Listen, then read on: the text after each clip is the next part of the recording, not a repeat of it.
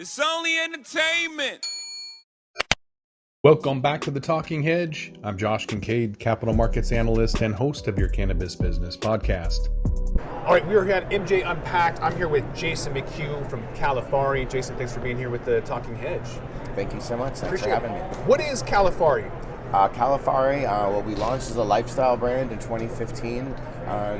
Actually created the brand in 2008, trying to define my own personal spirituality, which revolves somewhere between Burning Man, New Orleans Jazz Fest, and Reggae on the River. Sounds fun. Yep. And so we came up with the brand. I was just tinkering with it and playing with it and having fun. We started an edibles line in 2008 and 9. But we were just tinkering and having fun, and all of a sudden we were selling to friends and family, and all of a sudden those people all started going to dispensaries. And we were like, okay, well, what are we doing with this? And anyway, we tinkered in the woodshed for a long time, and then 2015 launched this lifestyle brand. And then in 2016, we became a packaging company, creating boxes for other people, but then also for ourselves. And then we launched the line of strain art. That's basically where kind of the rubber hit the road for our brand and our mission.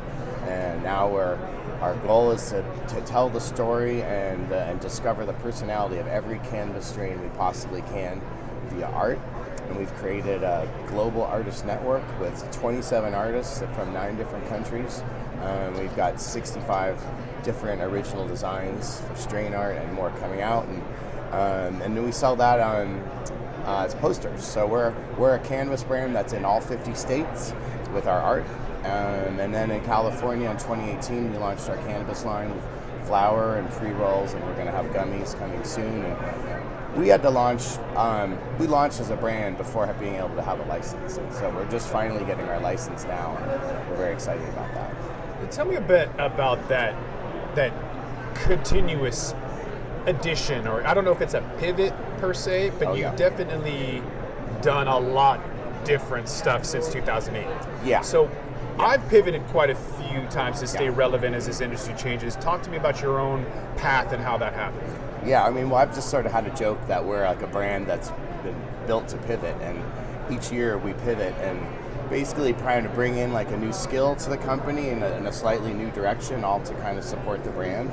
But yeah, we've just been constantly pivoting. We're small and small team, and so we're agile like that. And I think to stay alive in this business, you have to just be constantly pivoting. So it's just a transition after transition, and we're experiencing that right now. And sometimes it's hard, sometimes it's really exciting. All the things.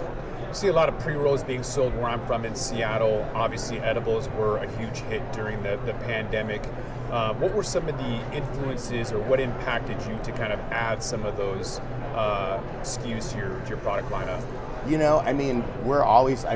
We've always wanted to have, we have a big sort of dream, a list of products that we'd like to create, that we haven't been able to. So we're just trying to play to our strengths and just bite off one thing at a time. And we have a head of product who's going to be here soon. He is a true cannabis expert and an expert pre-roll maker. And so just trying to get him the right place and time to be able to do his work has been hard because we've been unlicensed until now. So you don't necessarily need licenses for NFTs, and it sounds like that might be kind of the direction you're heading. Would that be a fair statement? Well, I mean, no. Yeah, well, yes. No, it is. Because, yes, we, as an art company, we got sort of naturally swept into NFTs, and we launched our first 5 NFTs on 420, which is great. I mean, NFTs are really just like a new art form unto themselves. That's why it is new. Maybe you could break it down for people and tell them what an NFT is, Sure. how it works, what's the point, Sure. all that. So, so an NFT, in the art world, there's there's the list of owners. So if you have a piece of fine art, you've got a list of provenance, it's called, where you know that some royalty owned this, and then somebody bought it, and then it changed hands, and now George Clooney owns it, right? So you can see over 100 years, this list of ownership, and that adds to the value of fine art, the collectors that collect it. So essentially, that's what NFTs are digitally. It's a ledger that basically lets you know who's owned what piece, and you can see art and digital art, in this case, actually capture value like it never has before. And that's one of the things that's hard for people to get their head around, because a lot of these NFTs, they're just an MP4 file or a GIF file or a JPEG. So why is that more valuable? Well, it's because of the list of ownership and the value that's perceived in the community. So it's wild. I mean, it's because you can liken the art world to stocks and bonds, and so that's what's sort of happening. It really has put a lot of gas on the fire of the art world, and it's really been a great opportunity for a lot of artists, the NFTs. A lot of the artists that we've worked with, much to my chagrin, their prices are going up because they're selling so much art. They want to do less licensed work, but I'm so excited for those artists. So, and for us, we're trying to blend the art world and the cannabis world together, and there is a natural kind of crossover there. But a lot of cannabis people aren't necessarily in crypto or don't have a wallet, and we want to try to pull those people in and build a community with them. The other thing we love about crypto is it's decentralized, and as a cannabis company, you always have so much trouble with social media. I just found out our hashtag got buried, right? We're shadow banned on Instagram. We're not even sure why, but because cannabis is not federally legal, that's every social media's excuse to not allow it. But there's a site, Discord, which is basically where all the crypto heads are. And if you have an NFT community, that's where you send people. So we want to build an NFT cannabis community on Discord and basically, open up social media into new ways. And that's kind of a general vision there. So, what is your vision for MJ Unpacked and Cannabis Week? There's a MJ BizCon, a lot of activities. What was your vision for this week? Why are you here, and what are you wanting to get out of it? Well, yeah, this is I've been to MJ BizCon. This is probably my fourth time attending. I've never thought about exhibiting really until now. It was like CPG show, that's us, So I was like, okay, we want to be here because we've established, in California, but we sell our posters nationally. So we're interested in taking our brand onto the national level.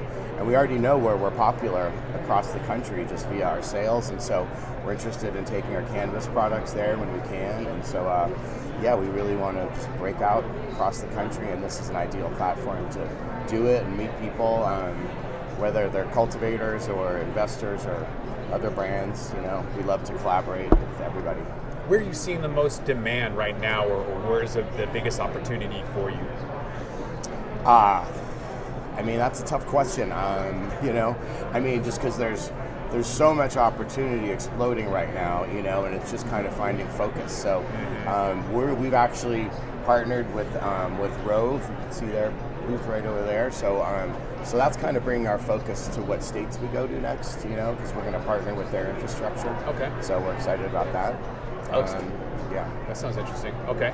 If people want to know more information about your strategic partnerships, your NFTs, your products, where can they find your shadow ban hashtags at your website and all that? You can always reach out to us at info@califari.com. We answer all our emails.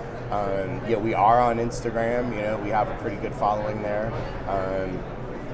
That's how to find us. Okay. We'll also put Jason McHugh's LinkedIn information in the show notes as well. So with that, I think we're going to roll this one up. I want to thank my guest, Jason McHugh with Califari. Appreciate you being on The Talking Hedge. Thank you so much for having me. I'm Josh Kincaid. This is The Talking Hedge. Don't forget to like, share, and subscribe. Or don't. And I'm out. Don't forget to smash that like button on your way out and check out these other videos that we've got.